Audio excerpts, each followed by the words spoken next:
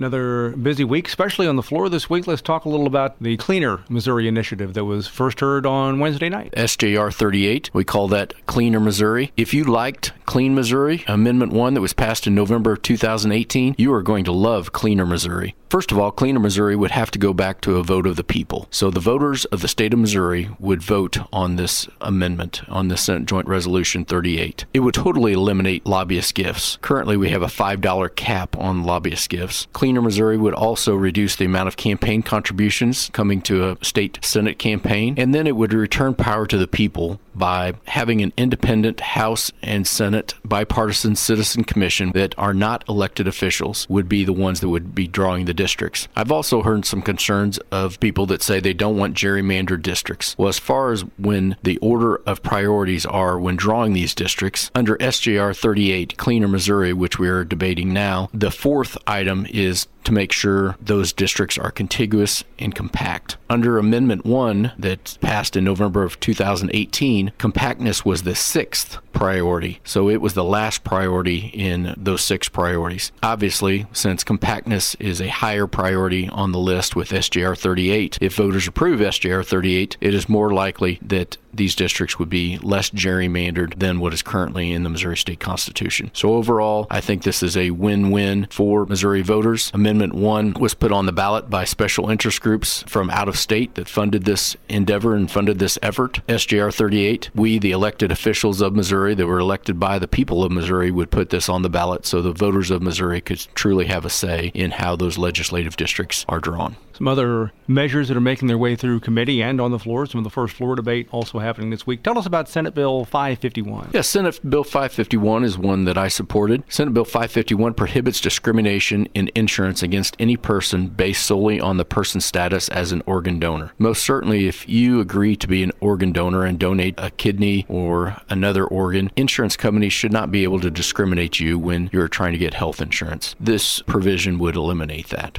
There's another measure that making its way through the Senate right now that deals with TIFs.